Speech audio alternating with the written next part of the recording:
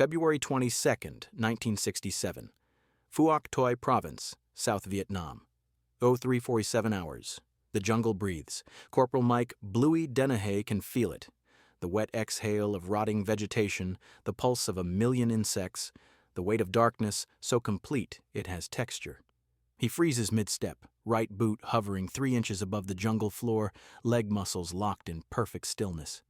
Sweat runs down his camouflage-painted face in rivulets, tracing the green and black patterns that break up the outline of his features.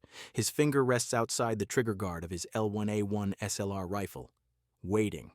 Behind him, 5 more shadows stop moving. No hand signal was given. No sound was made. The Australian Special Air Service Patrol simply knows. The way a school of fish turns in unison. The way birds scatter before thunder. Trooper Danny Mackenzie, second in the file, doesn't even shift his weight. The barrel of his rifle, wrapped in camouflage tape gone black with moisture and dirt, points at a 45-degree angle toward the ground. His breathing has slowed to perhaps 6 breaths per minute, shallow pulls through his nose that wouldn't stir a candle flame. 60 meters to their front, something moves through the bush. Not an animal. Animals don't move like this. With rhythm, with purpose, with the particular carelessness of men who believe they own the night. The sound comes in intervals. The swish of canvas against elephant grass, the soft crunch of a boot finding purchase on a root, the metallic kiss of gear shifting on a webbing harness. Dennehy counts the sounds in his mind, building a picture from audio fragments the way a blind man reads Braille. 3 men, maybe 4. Moving northwest along what might be a trail, though calling anything in this green hell a trail is generous. Viet Cong, local force probably. Main force VC and NVA regulars move differently, quieter, more disciplined. These men sound almost relaxed. They're in their territory, after all. Phuoc Tuy Province has belonged to the National Liberation Front since before the first American boot touched Vietnamese soil. The villages pay taxes to the VC. The jungle trails are theirs. The night is theirs. Except tonight, it isn't. Dennehy lowers his boot with the care of a man defusing a bomb. The sole of his jungle boot, worn smooth, the tread pattern long since disappeared into the red mud of 100 patrols, meets earth without sound. He distributes his weight gradually, feeling for twigs, for dry leaves, for anything that might betray him. His eyes have adjusted to the darkness over the past 4 hours of movement, pupils dilated to maximum aperture, pulling in every photon of ambient light. He can see maybe 15 feet clearly, another 10 in vague shapes.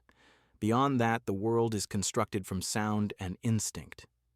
The patrol leader, Lieutenant Jimmy Patterson, is somewhere behind Mackenzie. Dennehy can't see him, but he knows Patterson is making calculations with the cold precision that got him selected for the regiment.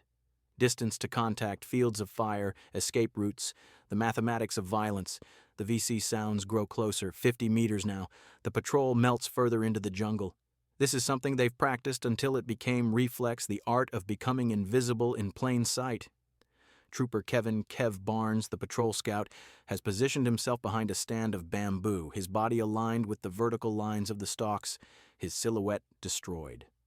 Lance Corporal Peter Simo Simpson has found the shadow of a massive teak tree, pressing himself against the trunk, the natural camouflage of his sweat-stained, mud-caked uniform rendering him nearly invisible against the bark.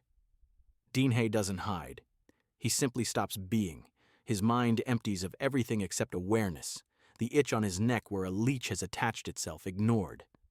The cramp building in his left calf from the frozen position, irrelevant. The mosquitoes drilling through his uniform sleeves, background noise.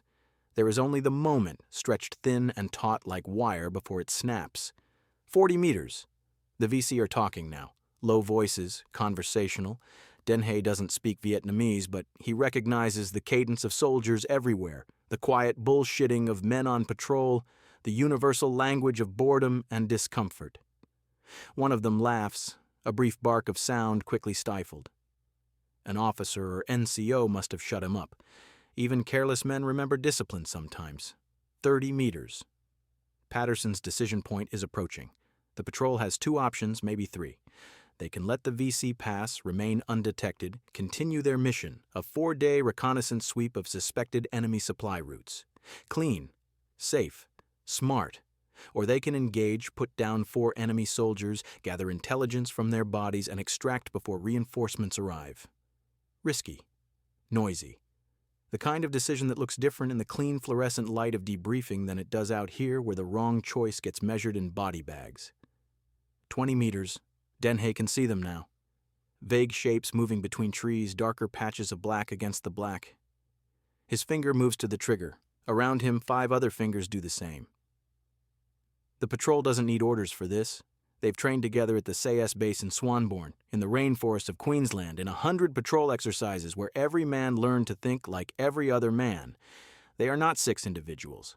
They are a single weapon, with 6 barrels, 15 meters. The lead VC stops. Every Australian freezes. Denhai's heart hammers against his ribs, but his body remains absolutely still, a statue carved from flesh and bone and will. The VC fighter stands motionless 20 feet away, his head cocked slightly to the left, listening.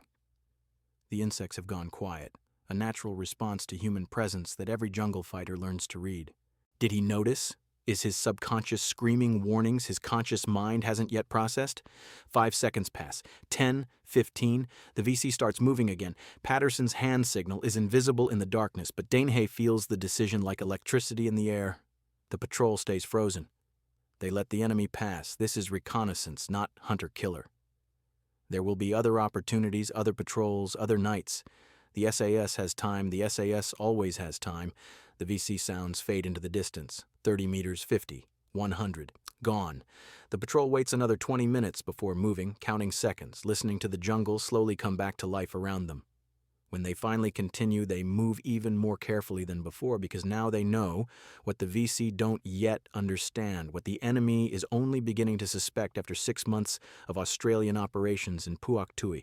The Australians have learned something essential, something the Americans with their massive search and destroy operations and their helicopter armadas and their artillery support haven't quite grasped.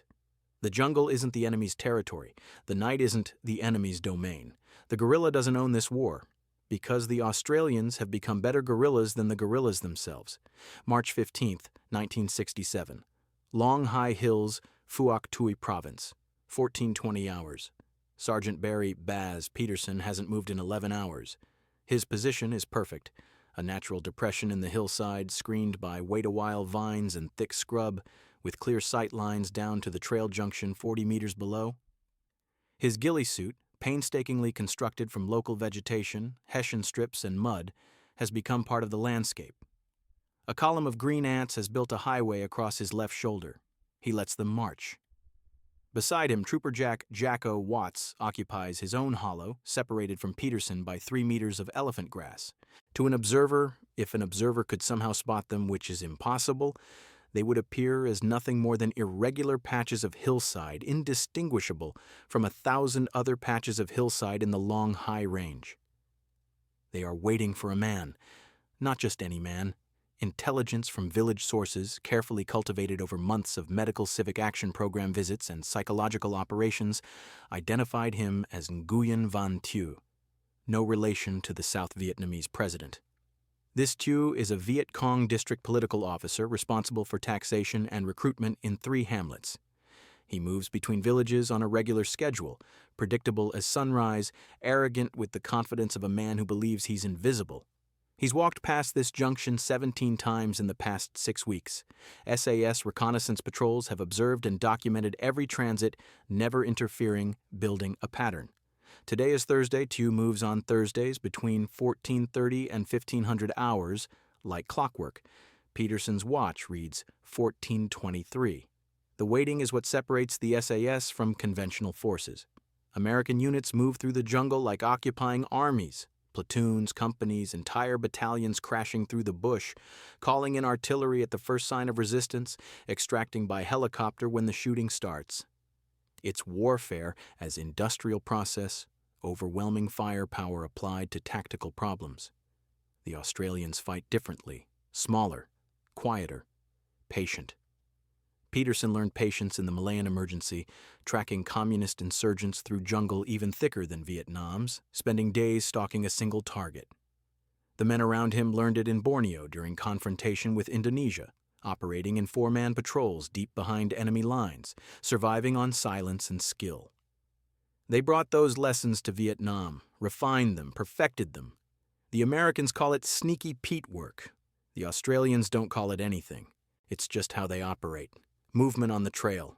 Peterson's eyes track the approaching figure without his head moving. Watts has seen him too.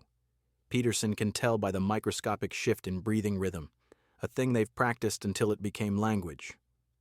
The figure resolves into a man, middle-aged, wearing the black pajamas of a farmer, but moving with military bearing. He carries a rattan satchel over one shoulder, no visible weapon.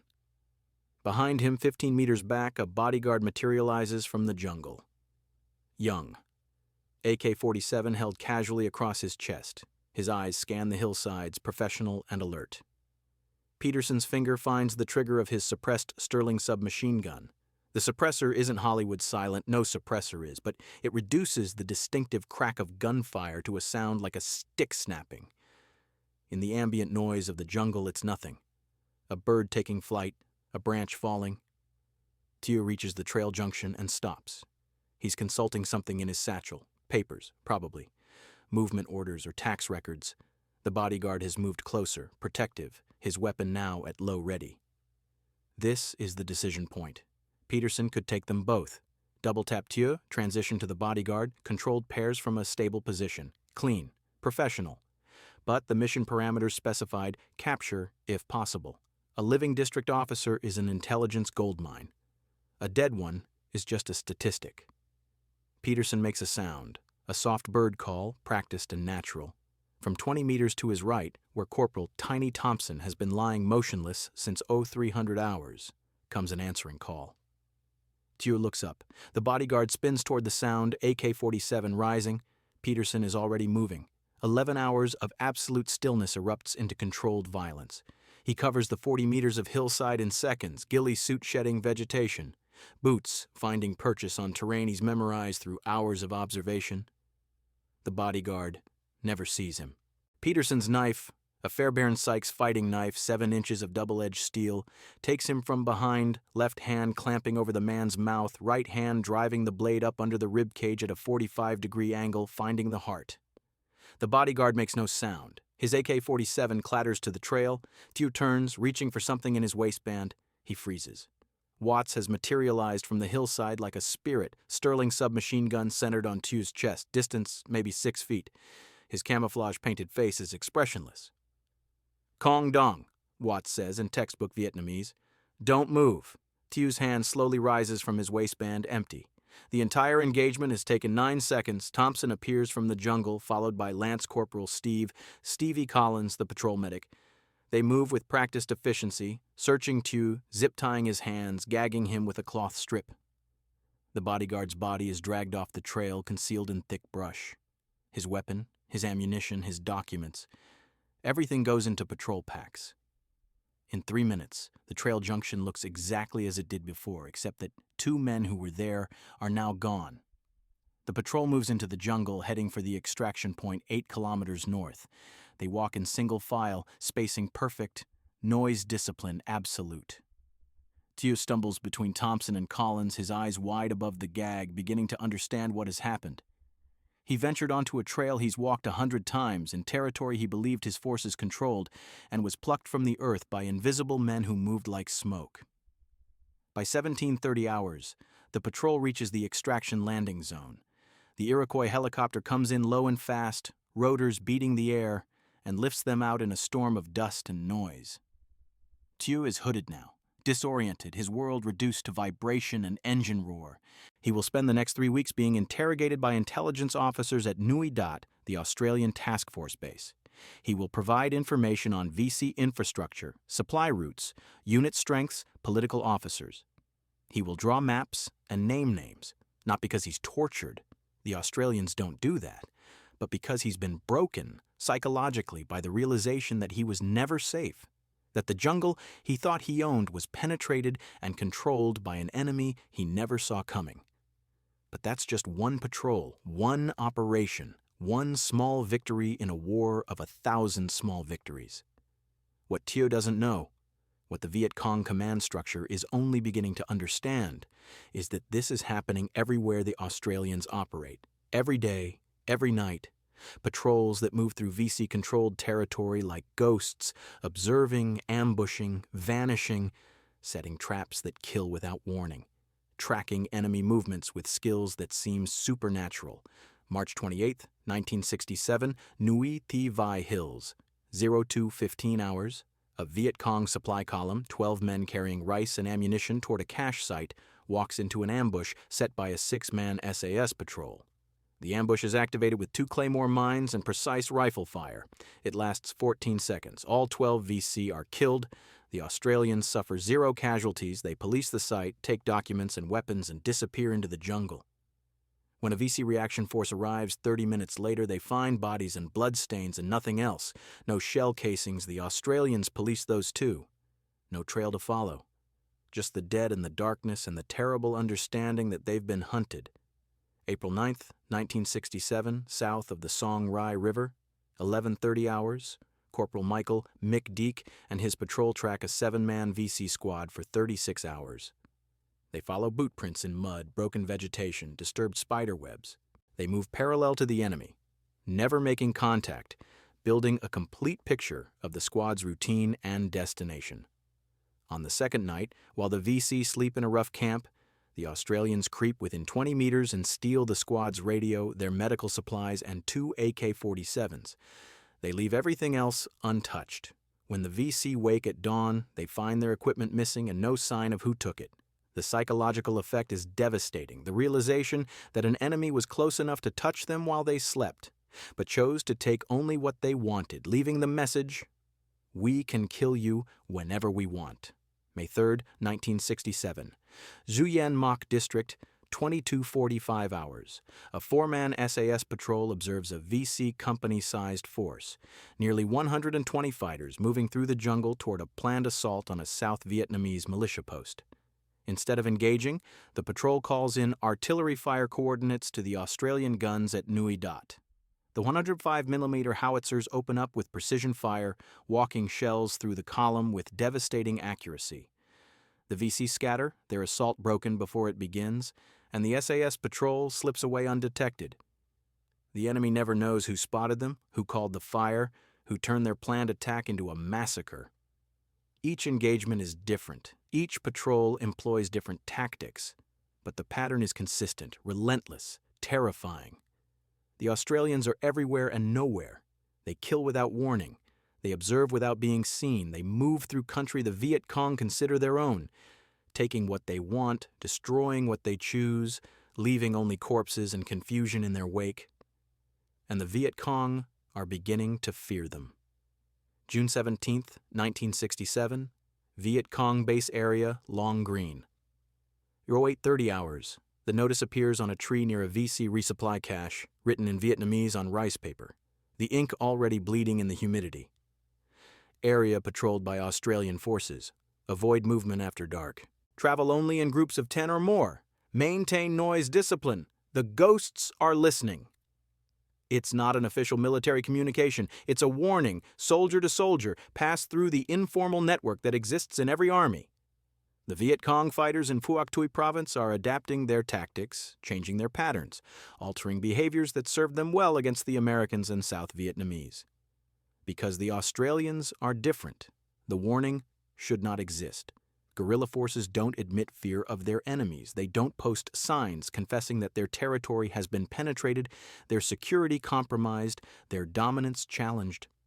But the warning exists because the losses have become impossible to ignore. In the 5 months since the Australian task force established itself at Nui Dat, Viet Cong casualty reports in Phuoc Tuy have shown a disturbing pattern. Units that encounter Australian patrols suffer disproportionate losses, supply columns disappear, political officers fail to return from village visits, ambushes that should have succeeded instead become killing grounds for the ambushers. The Viet Cong commanders are learning something their American enemies never quite grasped. The Australians are fighting a different war. July 2nd, 1967, Firebase Coral, Intelligence Section. 1400 hours. Captain David Dave Sabin spreads captured documents across the table in the intelligence hooch. The paper smell of jungle rot and fear. VC after-action reports, cautiously worded, admitting failures that would have been unthinkable a year ago. One report describes an attempted ambush on what the VC believed was an Australian supply convoy. The ambush force, 23 fighters, waited in prepared positions along Route 2. The convoy never came. Instead, an SAS patrol, alerted to the ambush by local intelligence, circled behind the VC position and called in artillery fire. 17 VC were killed, 6 escaped. The report's author notes, with barely concealed frustration, "The enemy knew our position before we engaged. Their intelligence network is comprehensive. Recommend avoiding static positions when Australians operate in area." Another document, intercepted from a courier, contains guidance from a district-level commander. Australian patrols move in groups of 4 to 6 men. They do not use trails. They make no noise. They observe for long periods before engaging. When they attack, they withdraw immediately. Do not pursue. Their supporting fires are accurate and deadly. Mark areas of Australian activity and avoid for minimum 5 days. Sabin runs his finger down the page, translating the stilted Vietnamese in his mind. This isn't propaganda. This isn't exaggeration. This is genuine tactical guidance born from painful experience. A third report describes something even more revealing. A VC platoon, moving through what they considered secure territory, discovered they were being followed. For 2 days, they tried to shake their pursuers, changing direction, doubling back, setting hasty ambushes on their own trail. Nothing worked. On the second night, the platoon's commander made a decision. He ordered his men to scatter, breaking into 4-man groups, moving independently toward different rally points. The VC commander's report is clinical. Australian tracking capabilities exceed our previous estimates. Recommend never moving in groups larger than 5 when enemy presence suspected. Large formations are vulnerable to their artillery and air support. Small groups can evade more effectively. What the report doesn't say, but what Sabin reads between the lines, is that the VC platoon commander was terrified. His men were being hunted by an enemy they couldn't see, couldn't hear, couldn't shake. So he abandoned unit cohesion, the fundamental principle of military operations, and told his soldiers to run. The Australians are getting inside the enemy's decision-making cycle, collapsing the VC's confidence in their own security. August 14th, 1967, Bin Ba Village. 1920 hours. Nguyen Van Minh sits in his family's hooch, eating rice and fish sauce, trying not to think about the summons. He's 19 years old, a rice farmer's son, and tomorrow he's supposed to report to the Viet Cong recruiter in the village. It's not optional. The National Liberation Front doesn't accept refusals from young men of military age, but Minh is afraid. His cousin Tran joined the VC 8 months ago. He was assigned to a local force company operating in the Long Green. 3 weeks ago, Tran's unit walked into an ambush. 12 men went into the jungle, 4 came back. Tran wasn't one of them. The survivors told stories. They said the Australians appeared from nowhere, like spirits conjured from the trees. They said the ambush was perfect. Interlocking fields of fire, claymore mines triggered with mechanical precision, rifle shots so accurate they seemed impossible. They said one man was hit 3 times before he could raise his weapon. They said another died running, shot in the back of the head at 50 meters. They said the Australians were gone before the VC could even organize a response, vanished, as if they'd never been there. Min's mother sets down a bowl of tea and watches her son with worried eyes. She knows what he's thinking. Everyone in the village knows. The VC used to be the invisible ones, the fighters who melted into the population, who struck from ambush and disappeared into the jungle. But now there are others who are more invisible, more deadly, more terrifying. Min makes a decision. Tomorrow he will not report to the recruiter. He will take his family's buffalo cart north, toward Saigon, toward refugee camps, toward anything except the jungle where the ghosts hunt. He's not the only one. Across Phuoc Tuy Province, VC recruitment numbers are dropping. Desertion rates are climbing. Local force units that once numbered 50 or 60 fighters are down to 30, then 20. The most experienced fighters, the ones who survived encounters with Australian patrols, are the first to leave. They know what's waiting in the jungle. September 8th, 1967. Hot Dish, Viet Cong Regional Headquarters. 1100 hours, Senior Colonel Nguyen Hoa sits in an underground bunker reading reports and feeling something he hasn't felt since the French War: uncertainty. His forces control less territory than they did 6 months ago. His supply lines are interdicted. His political officers report difficulty recruiting. Village chiefs who once cooperated now hedge their bets, providing information to both sides. The carefully constructed infrastructure of communist control in Phuoc Tuy Province is fracturing. And it's not because of American firepower. The Americans are still blundering through the jungle in battalion-sized search and destroy operations, dropping bombs and calling artillery on anything that moves. They're destructive, yes, but predictable. They can be avoided, ambushed, bled. The Australians are different. Hoa has studied their tactics, read every after-action report, interrogated every survivor. The picture that emerges is disturbing. The Australians operate in small patrols, almost never larger than 6 men.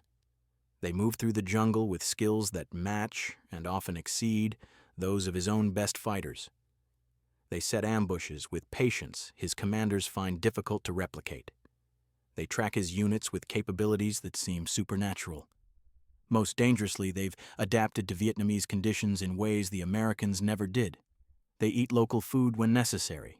They understand the terrain. They've learned to read the jungle the way his own fighters do, seeing the bent grass that marks a trail, the disturbed spider web that indicates recent passage, the subtle signs that separate traveled routes from virgin bush. Hoa drafts new tactical guidance for his subordinate commanders. Key points: avoid areas of known Australian activity. Never establish patterns, move in small groups. Abandon ambush positions if Australian presence is detected. Do not pursue Australian patrols after engagement. It's almost certainly a trap. The guidance reads like an admission of defeat, which in a sense it is. The Viet Cong are no longer hunters in Phuoc Tuy Province. They're prey. October 23, 1967. Nui Dat, 3 Squadron SAS, 2100 hours. Sergeant Bluey Dennehy sits in the SAS Operations Center reviewing patrol reports with Lieutenant Patterson. The numbers tell a story. In the past 8 months, SAS patrols have conducted over 400 reconnaissance missions in Phuoc Tuy Province. They've identified enemy base areas, tracked supply movements, called in airstrikes and artillery fire, captured prisoners, killed enemy soldiers, and gathered intelligence that's reshaped the entire task force's understanding of VC operations. Their casualty rate is remarkably low. 3 men wounded in contact, 0 killed. The kill ratio, SAS versus VC, is extraordinary, though neither man likes to think in those terms. War isn't accounting, but the real success isn't measured in body counts. It's measured in what isn't happening. VC ambushes of Australian units have dropped by 70%. Enemy-initiated contacts are down. Intelligence reports suggest VC units are avoiding areas where SAS patrols operate. Some enemy commanders have reportedly requested transfers out of Phuoc Tuy Province. "We're in their heads," Patterson says quietly, tapping the reports. "They're not thinking about how to attack us anymore. They're thinking about how to avoid us." Dennehy nods. This is the ultimate goal of special operations, not just to kill the enemy, but to change his behavior, to make him doubt himself, to force him into a defensive crouch. The SAS has achieved in 8 months what conventional forces couldn't achieve in years. They've made the guerrillas fear the jungle. Outside, the tropical night presses against the wire perimeter of Nui Dat. Somewhere in that darkness, other SAS patrols are moving, ghost quiet, hunting. And somewhere in that same darkness, Viet Cong fighters are lying awake, listening to the night sounds, wondering if the Australians are near. The hunters have become the hunted. The jungle belongs to the men who can move through it in silence, strike without warning, and vanish without trace. And those men wear Australian camouflage. February 6, 1968, Long Tan Rubber Plantation, though 5:40 hours. The sun hasn't broken the horizon when Trooper Keithy Payne finds the marker. It's subtle. 3 small rocks arranged in a triangle on the trail pointing northwest. Not a natural formation. Deliberate. Recent. He signals the patrol to halt and kneels beside the marker, studying it without touching.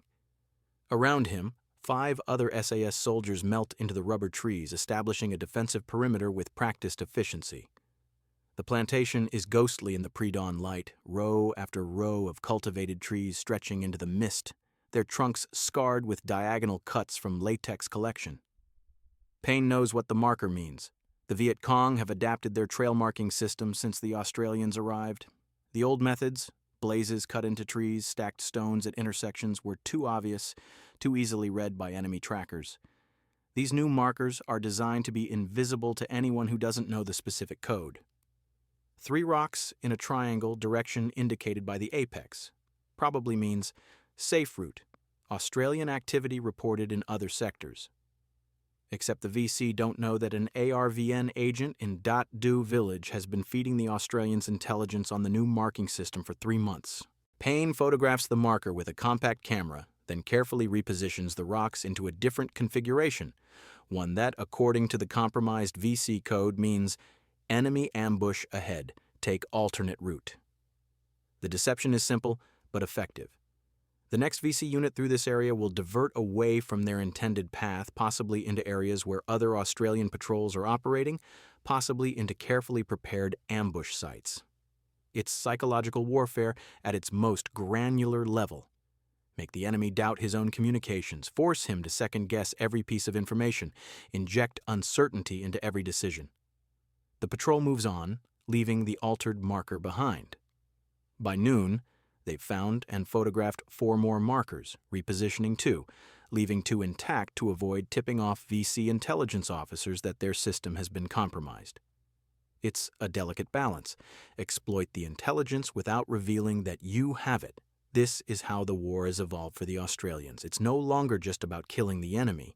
It's about dominating his information space, controlling his perception, making him afraid of his own shadow.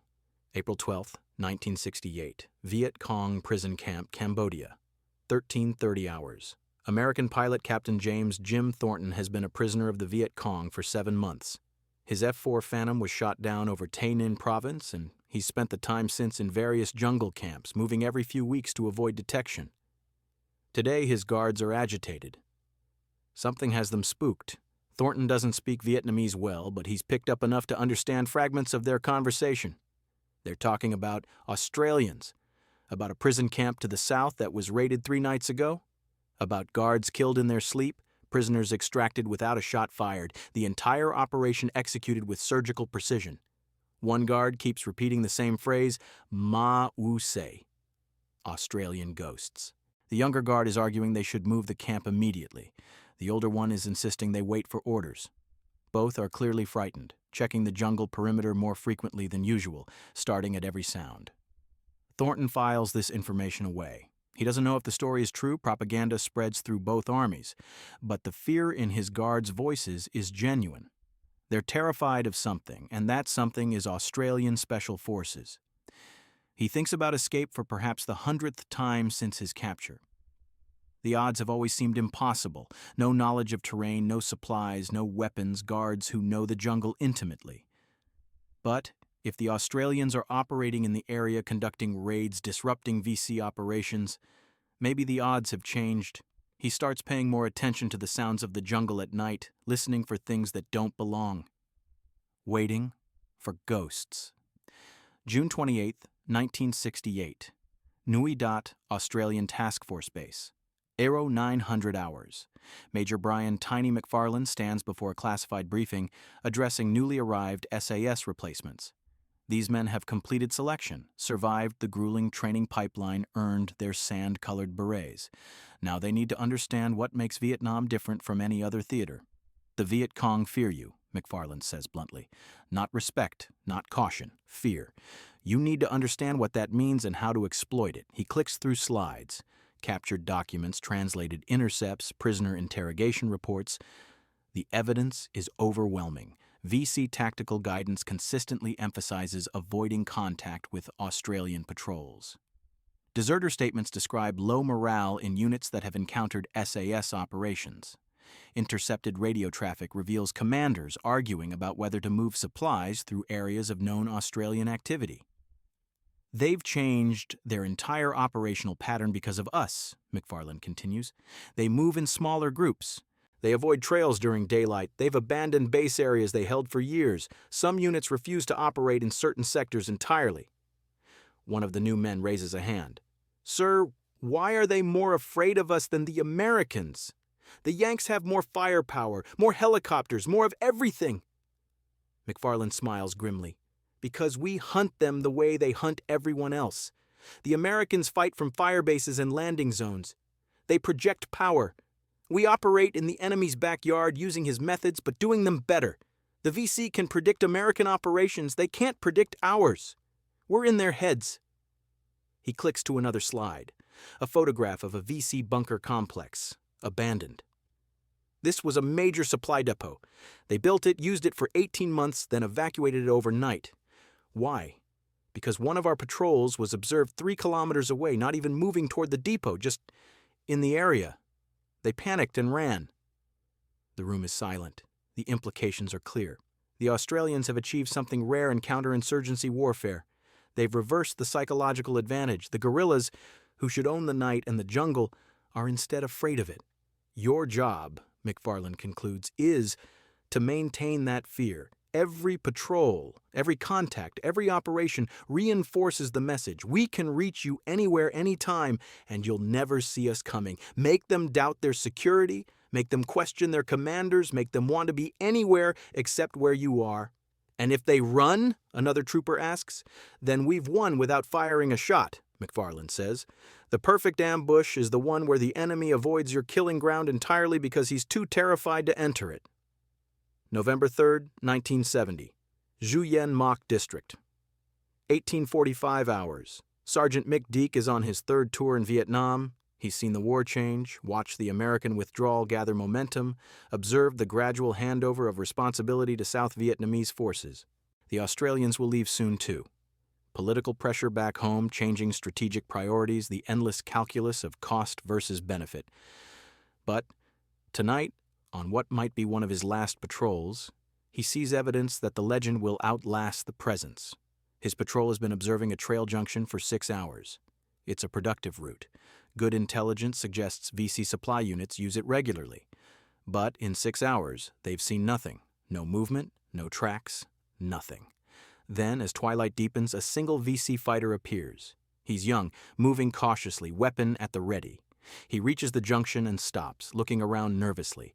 Then he does something unexpected. He pulls a small bundle from his pack and places it on the trail, an offering, rice cakes and incense. He lights the incense, bows his head briefly, then hurries away into the jungle, moving faster than before, almost running. Deek watches through his binoculars, confused. Then understanding dawns.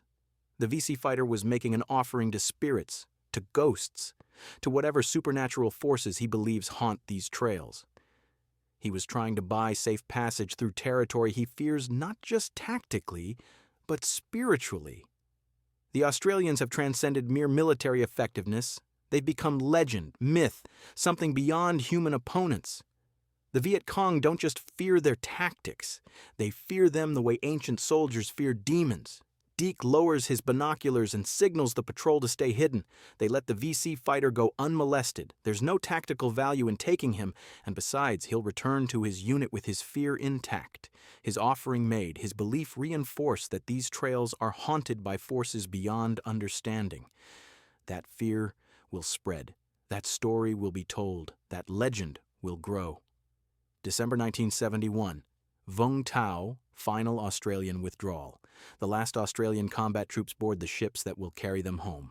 The war will continue for another 3 years without them, grinding toward its inevitable conclusion, consuming Vietnamese and Americans and South Vietnamese in a conflict that seems to have no bottom, no end, only more death. But in Phuoc Tuy Province, in the villages and jungle camps and base areas where the Viet Cong rebuild their strength for the final push toward Saigon, the stories persist. Stories of silent killers who moved through the jungle like smoke. Of ambushes so perfectly executed they seemed supernatural. Of trackers who could follow a trail days old through terrain that should have erased all sign. Of soldiers who fought not with overwhelming firepower but with patience, skill, and an almost preternatural understanding of jungle warfare. Vietnamese veterans, both North and South, will tell these stories for decades. The Australians who operated differently, who adapted instead of overwhelming, who learned to fight the guerrilla war better than the guerrillas themselves. Some stories will be exaggerated, enhanced, mythologized. That's the nature of combat legends. But the core truth will remain. For a few years, in one province of South Vietnam, a small force of professional soldiers turned the tables on an enemy that had dominated jungle warfare for a generation. They became ghosts to hunt ghosts, shadows to fight shadows. And in doing so, they achieved something that firepower alone could never accomplish. They made the Viet Cong afraid of their own jungle. The Australian SAS left Vietnam the way they operated there, quietly, professionally, without fanfare. But their legend remained, whispered in villages, recorded in enemy documents, remembered by fighters who survived to tell the tale. They had done something in the Vietnamese jungle that the Viet Cong never forgot and never quite understood. They had out-guerrilla'd the guerrillas. They had turned the night, the jungle, the very terrain itself into a weapon, not against the Australians, but against those who thought they owned it. And for that, they earned a respect born of fear. The kind of respect that makes an enemy refuse to fight, avoid your ground, change his entire way of war simply because you exist. That is the ultimate victory of special operations. Not just to defeat the enemy, but to make him defeat himself through his own fear of you. The Australians achieved it, and the jungle remembers.